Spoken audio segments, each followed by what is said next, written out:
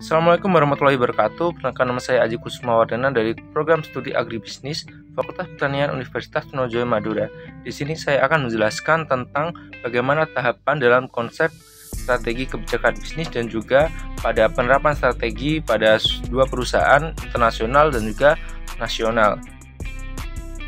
Pertama ada perencanaan, di mana di sini ada analisis pada visi, misi, dan juga tujuan suatu organisasi, di mana visi, misi, dan tujuan suatu organisasi akan menentukan arah yang akan dituju oleh suatu organisasi ataupun perusahaan, di mana visi merupakan cita-cita hari depan perusahaan yang atraktif, realistis, dan juga meyakinkan yang perlu dicanangkan dan dihayati oleh semua karyawannya. Untuk misi merupakan arah sekaligus batasan proses pada pencapaian tujuan organisasi. Dalam proses strategi manajemen, rumusan visi ataupun misi organisasi biasanya dilakukan pertama kali, paling awal, sekaligus dalam proses perumusannya tidak dapat terlepas dari pengabaian suatu faktor eksternal dan juga faktor internal suatu organisasi. Jadi untuk yang kedua di sini ada analisis lingkungan eksternal dan juga analisis lingkungan internal, di mana suatu proses yang digunakan pada pembuatan strategi untuk faktor lingkungan dalam menentukan peluang dan juga ancaman terhadap perusahaan, di mana tujuan dari analisis lingkungan ini sendiri dimaksudkan agar dapat mengerti dan memahami lingkungan organisasi, sehingga manajemen mempunyai kemampuan merespon berbagai isu kritis mengenai lingkungan yang mempunyai pengaruh yang cukup kuat terhadap perusahaan. Ketiga, tentang formulasi rumusan strategi. Pada perusahaan melakukan analisis kekuatan, kelemahan, peluang, dan juga ancaman. Selanjutnya perusahaan melakukan perumusan strategi, di mana strategi ataupun sasaran menjelaskan tujuan-tujuan yang spesifik dan penentuan tujuan jangka panjang, di mana untuk menghasilkan strategi alternatif dan juga strategi yang terpilih untuk keberlanjutan perusahaan.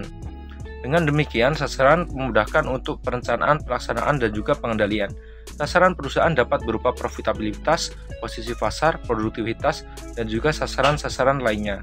Tepat di sini ada strategi fungsional dan juga bisnis, di mana di sini ada dua strategi, yaitu strategi adaptif dan juga generik.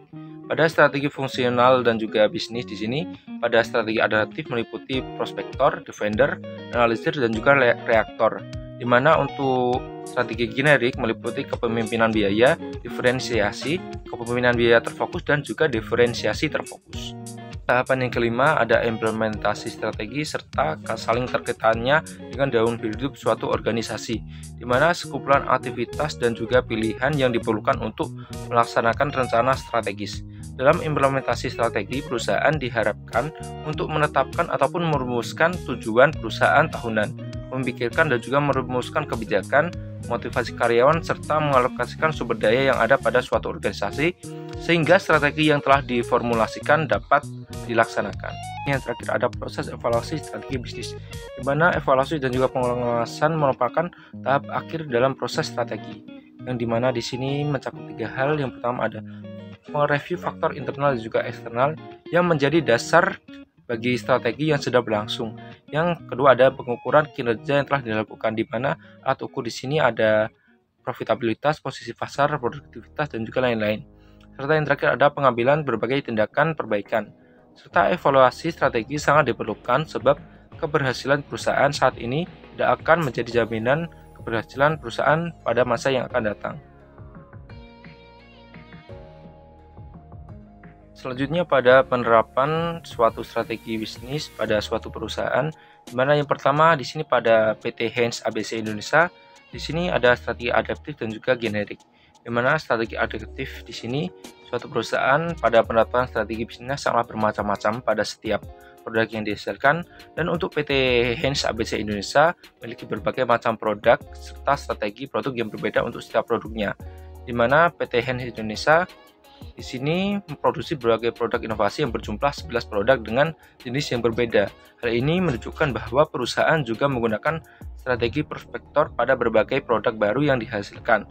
Perusahaan seperti halnya produk sirup, sambal, dan juga mie instan, di mana pada mie instan ABC tergolong cukup berani untuk bersaing dengan berbagai produk mie instan seperti mie sedap, Indomie, dan juga produk-produk mie lainnya. Pada strategi generik di sini, untuk strategi generik pada PT Heinz ABC Indonesia menggunakan strategi pemimpinan biaya yang menawarkan produk ataupun layanan dengan kualitas dan juga fitur yang dapat diterima pelanggan. di mana dengan harga yang cukup rendah, berbagai produk dan juga fitur yang dihasilkan oleh perusahaan seperti kecap, saus, sirup, sambal, dan lain-lain memiliki kualitas yang baik serta mudah diterima oleh masyarakat karena memiliki harga yang cukup rendah sehingga dapat bersaing dengan kawasan nasional ataupun kawasan Asia. Untuk penerapan strategi bisnis yang kedua pada perusahaan Nestle, pada strategi adaptif menggunakan strategi prospektor, di mana di sini mengutamakan keberhasilan dan juga inovasi. Dan strategi ini cocok untuk perusahaan yang berani mengambil risiko, mencari peluang dan juga melakukan inovasi dan juga pertumbuhan. Di mana strategi pada produk Nestle ini, di sini pada produk Nestle memiliki produk yang cukup bermacam-macam. Di sini ada snack yang cukup banyak variannya dan juga kopi, minuman, nutrisi anak dan juga keluarga, produk kuliner, nutrisi kesehatan dan juga sereal sarapan. Di sini memiliki produk yang juga bermacam-macam pada setiap subproduknya. Dan untuk strategi generiknya, di sini ada strategi diferensiasi, di mana untuk meyakinkan pelanggan untuk membayar harga yang lebih tinggi atau untuk barang dan juga jasa dengan menyediakan fitur unik yang diinginkan oleh suatu konsumen. Dengan berbasis keunikan ataupun jasa serta menarik konsumen dengan keunikan daripada harga yang cukup tinggi dengan sambil memperluas pasarnya, di mana Nestle secara kooperatif adalah produsen brand makanan terbesar dan juga terbaik. Dan dengan kualitas yang tinggi selama berpuluh-puluh tahun, Nestle tetap mempertahankan kualitas produknya, menghadapi kompetitor yang ada, akan tetapi tetap menjaga keseimbangan dalam berbisnis. Nama besar Nestle juga sudah menjadi salah satu peluang baik untuk produk-produk Nestle untuk berkembang, karena di sini produsen memiliki faktor brand-minded konsumen. Itu menjadi penyebab konsumen akan tetap membeli Nestle dimanapun dan juga kapanpun mereka berada. Sekian pemaparan yang dapat saya sampaikan tentang bagaimana tahapan strategi kebijakan bisnis dan juga penerapan pada suatu perusahaan. Kurang lebihnya saya mohon maaf. Saya akhiri, wassalamualaikum warahmatullahi wabarakatuh.